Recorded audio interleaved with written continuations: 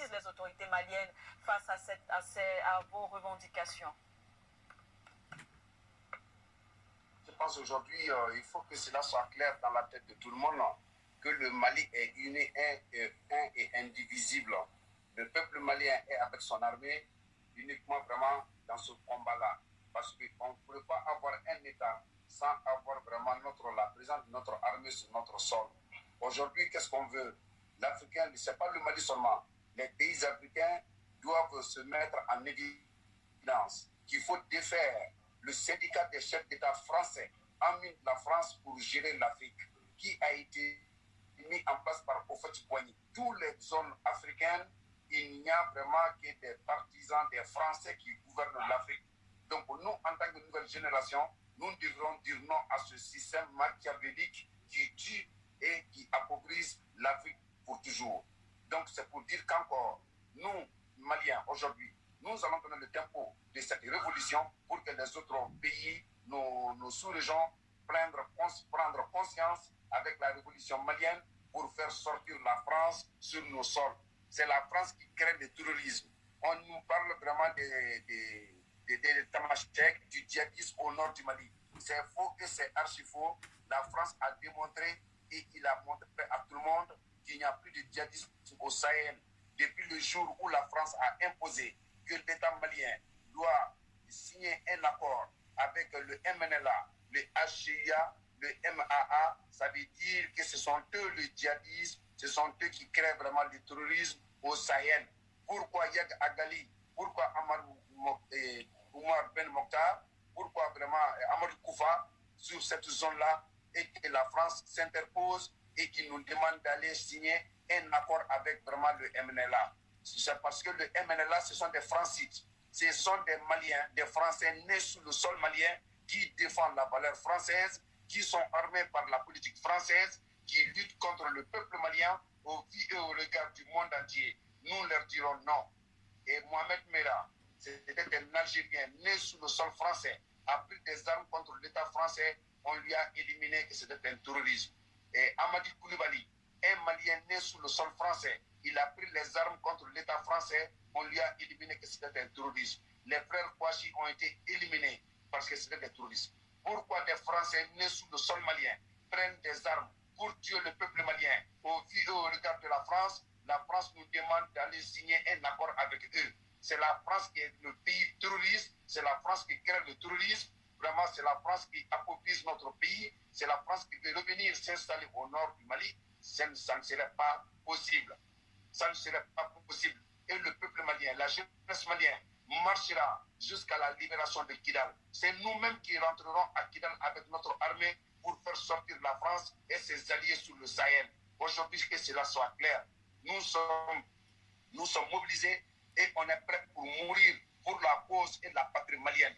On n'a pas peur de la France, on n'a pas peur de l'ONU, on n'a pas peur vraiment de la communauté internationale. Nous sommes dévoués et donner notre arme vraiment pour sauver notre territoire.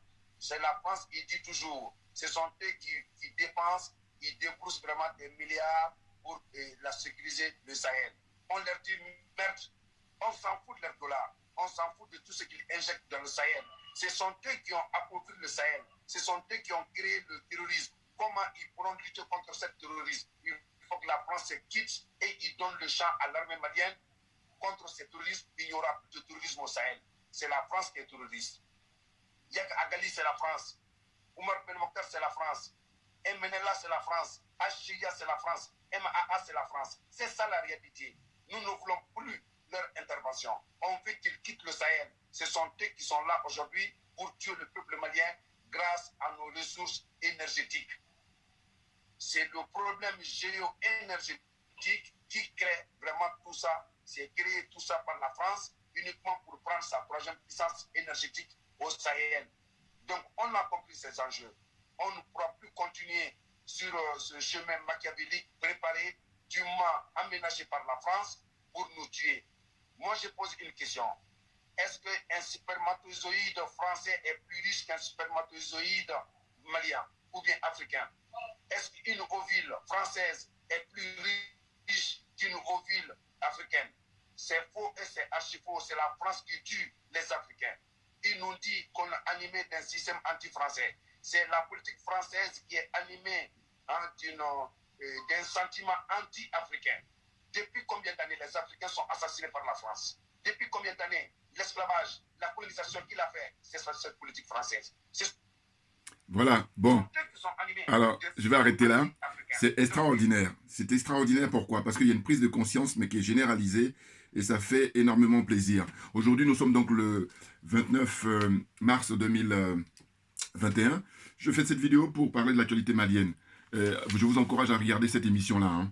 C'est Afrique Média. Et sur le plateau, il y a quelques intervenants, notamment Patrick Sapak, que j'aime beaucoup, parce que je crois qu'on est vraiment dans le même tempérament au point de vue direct, droit au but. Il va droit au but et c'est parfait. On n'a plus rien à traîner, à perdre le temps, alors qu'on a tous les éléments, on a assez de recul. Voyez-vous? Donc l'intervenant là, tout à l'heure, c'est un frère malien, un frère panafricain, qui a une prise de conscience énorme. Donc il explique que les djihadistes, c'est l'armée française, c'est personne d'autre. Il faut arrêter à un moment donné, on a compris. Eux-mêmes, ils le savent très bien. Sauf qu'ils jouent sur notre méconnaissance, sur notre naïveté, et surtout sur notre, j'allais dire, humanisme. On est victime de ça, malheureusement. On est victime de ça, paradoxalement. Donc, moi, je crois que l'heure est venue qu'une prise de conscience soit généralisée dans toute l'Afrique francophone. L'émission, je vous encourage vraiment à le regarder de bout en bout. Moi, je me suis arrêté à la fin, parce qu'il y a deux sujets. Il y a le sujet sur le Mali, puis après le deuxième sujet sur le Tchad. Bon. Le Tchad, je me suis dit, je verrai ça plus tard. Parce qu'Idriss Déby, c'est un corrompu de première classe. Et d'ailleurs, il y a les élections prévues, je crois, le 11 avril là-bas dans son pays. Et je ferai un sujet dans les prochains jours. Bon. Mais franchement, il faut regarder parce qu'il y a, par exemple, l'intervention d'un monsieur qui est en Écosse. Je crois qu'il intervient régulièrement. Il est très pointueux, très précis, très pertinent dans ses interventions. Qu'est-ce qu'il dit, par exemple? Il dit, bah, écoutez, il faut se rapprocher des Russes et puis être formé, par exemple, à Saint-Pétersbourg. Là-bas, ils forment l'élite militaire.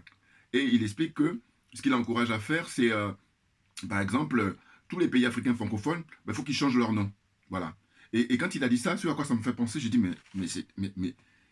mais bon sens, mais c'est tellement vrai. Enfin, on l'a déjà dit, mais la prise de conscience, c'est autre chose. Parce que j'aime pas les gens qui, alors qu'ils n'y pensaient pas, et puis au lieu de dire, ah oui, c'est vrai, ils vont le malin comme s'ils savaient depuis toujours. Ben, si tu ne savais pas, pourquoi ne pas donner un coup de main pour qu'on avance? Et puis qu'on est là, on est en 2021. Donc voilà. Moi, j'ai dit, ce monsieur, quand il a dit ça, je me suis dit, ah ben tiens. Le système français, il faut toujours prendre en compte le fait que ils changent de nom pour embrouiller les gens, et puis juridiquement, c'est très intéressant pour eux. Et ils l'ont toujours fait, et ils continuent de le faire. Donc l'idée de ce monsieur, qui est écossais, qui est en Écosse en tout cas, qui appelle sur Afrique Média, vraiment c'est très pertinent. À chaque fois qu'il appelle, quand je l'écoute, mais il n'y a rien à dire. Il est vraiment, il est précieux ce monsieur dans ses arguments, dans toutes les idées qu'il avance. Donc il dit, à partir du moment où les pays auront changé de nom, ben, déjà, on tourne la page de l'esclavage, on tourne la page du colonialisme et du néocolonialisme. Ça permettra aux nouveaux élus, nouvelles personnes, nouveaux patriotes qui prennent le pouvoir dans des pays, de dire, écoutez, vous avez eu affaire avec la Côte d'Ivoire n'existe plus. Vous avez eu affaire avec le Bénin n'existe plus. Vous avez eu affaire avec le Tchad n'existe plus. Vous avez eu affaire avec le Sénégal n'existe plus. Vous voyez, à chaque fois mettre les noms. Je donne l'exemple, par exemple, au Burkina Faso. Avant, c'était Haute Volta et Thomas Sankara, le capitaine Thomas Sankara, quand il est arrivé, c'est lui qui a décidé avec tous ses compagnons de changer le nom, qui est devenu maintenant le Burkina Faso, alors qu'auparavant c'était Haute Volta. Vous voyez? Donc Burkina Faso, définition, c'est le pays des hommes intègres. Voyez-vous? Et même, je dis même le Burkina Faso, on peut même encore changer. Pourquoi? Parce que, en fait, depuis que ça a été changé, depuis dans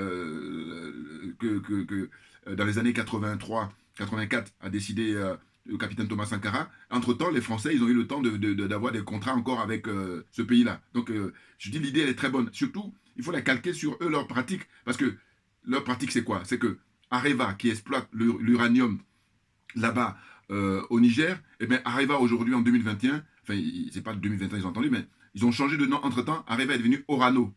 Orano, O-R-A-N-O, comme ça s'entend, tout simplement. Hein. Alors qu'avant, c'était Areva. Vous voyez, si vous voyez Orano, le siège à Châtillon-Montrouge à Paris dans le 92, vous voyez, le siège est là-bas. Auparavant, Areva était à la Défense. Vous voyez, donc, avant ça, avant le changement d'Areva qui passe à Orano, il y a eu Elf.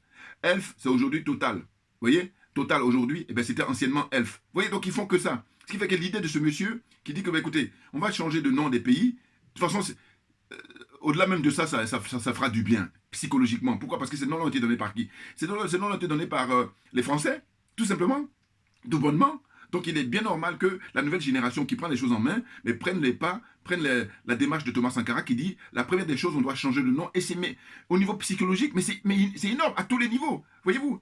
Il le dit d'ailleurs dans un documentaire qui est fait par un Suisse, Thomas Sankara, quand on lui a posé la question sur le changement de nom. Il a dit, mais écoutez, avant, quand on disait Ol Volta, d'abord les gens ne savaient pas qui c'était. Et puis les gens n'étaient pas très fiers. Tandis que depuis qu'on a changé de nom, que c'est devenu le Burkina Faso, il y a une fierté de dire que je suis du Burkina Faso. Alors évidemment, avec lui, la révolution qu'il a menée, naturellement. Donc c'est ce qu'il faut aujourd'hui au XXIe siècle. C'est hyper important, chers frères et sœurs. Voyez-vous? Là, j'essaie de regarder un peu l'heure, là, voilà. Donc ce qui se passe, c'est quoi? C'est que moi, ce que j'ai noté, c'est que j'ai dit le changement de nom, voilà, tout à fait. Et puis ensuite, c'est hyper important. Franchement, parce qu'il dit, juridiquement, regardez, parce que je dis, il faut prendre leur exemple à eux, il faut prendre leur façon de faire. Ils changent Areva qui devient Orano, ils ont changé Elf qui devient Total. Eh bien, juridiquement, si aujourd'hui vous allez vous plaindre, ils vont dire, mais ça n'existe plus Elf. Ils vont dire, mais ça n'existe plus Areva. Vous voyez, donc vous avez affaire bien maintenant à Orano et vous avez affaire à Total. Vous voyez ce que je veux dire? Donc là, c'est pareil pour les pays. Quand on va changer le nom de chaque pays, hein, là, les patriotes, les panafricains qui prenaient le pouvoir dans ces différents pays-là, changent de nom. C'est la première des choses à faire d'ailleurs. Hein, première des choses. C'est-à-dire que premier, au niveau de l'ordre, faire partir l'armée française en premier, et si l'armée française part, hein, définitivement, le franc CFA va suivre. Ça sera automatique. Et ensuite, maintenant, ceux qui prennent le pouvoir, première des choses, on change le nom du pays. Tous les pays, hein, tout. Hein, Gabon, Congo-Brazzaville, qu'est-ce qu'il y a encore? Toutes les zones CFA, là, il faut changer les noms, ils sont là. Hein, zone des aliénés, zone des complexés, zone des corrompus, là. Voilà, changer de nom. L'idée de ce monsieur, alors qu'on y pensait, mais là, maintenant, ça se formalise. Et puis, la prise de conscience comme ça au Mali, il faut savoir que les médias n'en parlent pas, mais la mobilisation est toujours continuelle. Et ils maintiennent la pression, parce qu'ils demandent purement et simplement que l'armée française dégage, parce que ça remet en cause la souveraineté du Mali, comme dans les autres pays aussi. Vous voyez? Donc, c'est pour ça que je dis que la jeunesse aujourd'hui, la jeunesse africaine, il faut être déterminé. Il n'y a pas de négociation à faire. L'armée française, elle remet en cause la souveraineté de ces pays-là. Dans quelle langue on va parler? C'est tellement évident. Pour ça que des fois on se dit on est devenu débile ou quoi? Vous voyez? Parce que les nouveaux dirigeants maliens là, je me dis mais ils ont été drogués. En fait, qu'est-ce qu'on leur a fait? On leur a fait, je sais pas. Pourquoi quand je pense aux soldats là, ils sont allés voir le Jerry Rawlins, hein? Ils sont allés voir Jerry Rawlins, alors que c'est lui qui a instauré la démocratie au Ghana. Ils sont allés le saluer, lui rendre hommage. Et là, tu te disais, bah, tiens, ils vont prendre l'exemple sur lui. Eh bien non, ils sont en train de faire comme avant, chausser les bottes des anciens, la pratique qui a fait faire la révolution, l'arrêtement du peuple. Et donc, d'une certaine façon, ils sont en train de voler cette révolution-là. Mais comme il y a une prise de conscience qui est généralisée, eux, ils vont partir, c'est clair. Hein? La jeunesse africaine, la jeunesse malienne est déterminée. Et vous avez bien écouté le monsieur là. Moi, je l'ai laissé passer 5 minutes là parce qu'il n'y a rien à dire. Il a tout dit. Il a mis tous les détails. Donc, réécoutez. Et vous allez voir, même, je vous dis, encouragez-moi à réécouter l'émission. C'est excellent. Franchement, excellent. Excusez-moi, je raide encore l'heure, voilà. Donc, parce que là, je me prête à partir au boulot. En fait, c'est pour ça. Excusez-moi. Donc, pour terminer, voilà, parce que là, j'ai plus assez de temps, c'est que au fond, les nègres de maison, je tiens à remercier Claudicard d'avoir initié cette idée-là, parce qu'en fait, il était en colère, moi je l'ai répondu dans une vidéo là, voilà, et j'ai dit, mais les nègres des maisons, mais plus que jamais, il faut le dire. Pourquoi? Mais parce que les nègres de maison, on commence d'abord par les chefs d'État africains, des 15 pays là, ce sont les nègres de maison, ils ne sont rien d'autre. Donc Claudicard, qu'est-ce qu'il veut donner comme définition pour ces gens-là? Hein? Parce qu'il disait, oui, il ne faut pas dire, mais il faut le dire, parce qu'on a les exemples. Quand on a des exemples, pourquoi on va tourner autour du pot? Les nègres de maison, on commence par les chefs d'État africains. On peut les donner aussi, ce sont des mercenaires, c'est sûr. Tout ça, c'est des qualificatifs qui ne sont pas du tout usurpés, c'est approprié. Vous voyez? Ils sont nègres de maison. Idriss Déby, nègre de maison. Patrice Talon, nègre de maison. Alassane Ouattara, alors là, nègre de maison lui-même, c'est encore plus fort. Il faut mettre encore un mot beaucoup plus fort. Comment il s'appelle? J'allais dire Idrissa Seck, tout ça, nègre de maison. Mais j'allais dire Macky Sall, nègre de maison. Il y a qui encore? Hein? Tous ces dirigeants-là, Sassou Nguesso, nègre des maisons, alors là, lui, puissance 1000. Bon, tout ça, eux tous, sans exception, ce sont des nègres de maison. Voilà.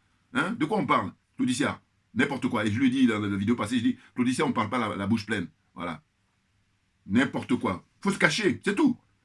Et puis là, je dis, prenez l'exemple du Mali. Comment ça se fait que Tiken Jah Fakoly, qui vit au Mali depuis 2010, donc ça fait maintenant, combien? 2010-2021, ça fait 11 ans, 12 ans, bientôt. Eh bien, comment ça se fait qu'il est muet? Alors que, je dis, si tu ne parles pas, mais donne beaucoup d'argent que tu as là. Donne ça à la jeunesse malienne pour qu'ils puissent se battre. Parce que l'argent est le nerf de la guerre. Donc, si on regarde en moyenne ce que toi tu as comme revenu, hein, avec tous les, comment on appelle ça, les disques que tu as vendus là, eh ben, tu n'as pas le courage de venir comme ça pour parler comme le grand frère, l'oncle Salif Keïta, ben, au moins donne l'argent. Voilà. Tiken Jah Fakoly. Sinon, j'ai dit, Alpha Blondy et toi, hein, eh ben, vous êtes la branche culturelle de la France-Afrique. Il faut les démasquer, plus que jamais. Mais évidemment, qu'est-ce que c'est que ces gens-là? On a tout compris. Donc pour terminer rapidement, hein, excusez-moi, je vais revenir après parce que là, c'est vrai que je suis un peu pris. Eh bien, il y a deux choses qui me sont venues à l'esprit depuis fort longtemps. Maintenant, là, en écoutant l'émission de Afrique Média, je me dis, tiens, il faut que j'en parle rapidement. Vous avez Omar Sy. Omar Sy, c'est la superstar du cinéma français aujourd'hui, qui est d'origine sénégalaise et mauritanienne. Voilà, il est entre les deux.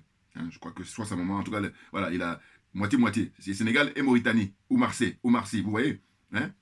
Bon, il y a lui, et puis il y a le jeune Comorien, Soprano marseillais. Hein? Bon, c'est un garçon charmant, je l'ai rencontré déjà, et puis bon, mais c'est pas ça. Plus que jamais, on n'a plus de temps à perdre, il faut aller à l'essentiel, il faut se dire les 4 vérités, les gars. Pourquoi? Ces deux, alors ils ne sont pas les seuls, mais je prends ces deux-là déjà. Mais il faut savoir que c'est l'arbre qui cache la forêt.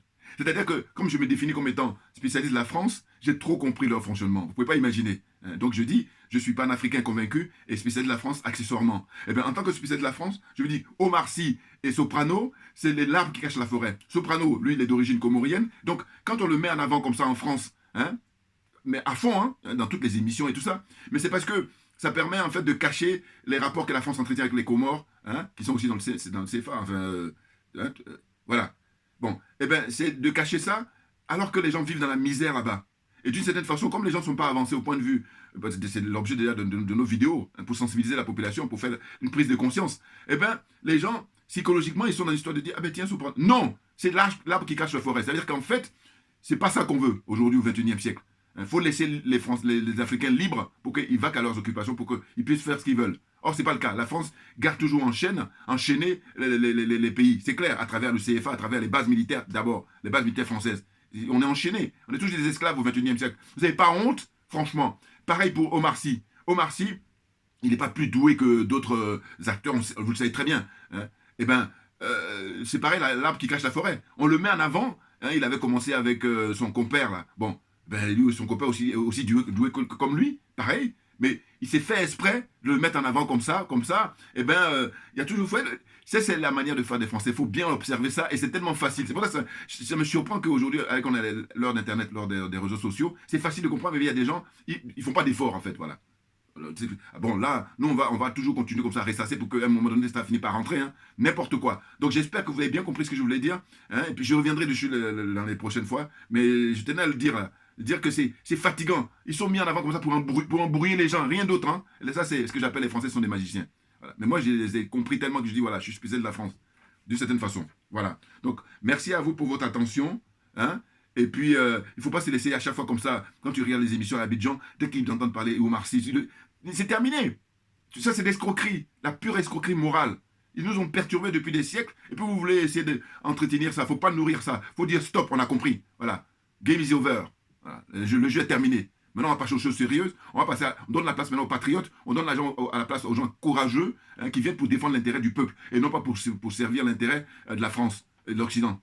N'importe quoi. Des aliénés, des complexés et des corrompus. Et puis j'ai dit un autre problème aussi, on doit se battre contre ça, c'est la jalousie. Mais oui, n'importe quoi. Tout ce que je cite là, évidemment, c'est pas propre aux Africains, sauf que nous, on est numéro 1. Moi, je veux qu'on ne soit plus numéro 1. C'est pour ça que je mène le combat, moi. C'est ça. La vérité. Parce qu'on peut être numéro 1 ailleurs, mais pas là. Or, si c'est pas, c'est le contraire. C'est que les autres, ils sont numéro 1 ailleurs, et puis là, ils sont les derniers, et puis nous, c'est... Voilà. Donc, le but, c'est d'inverser. Voilà. Merci beaucoup pour votre attention, et puis à très bientôt. Merci bien. On lâche rien, hein, évidemment. On lâche rien.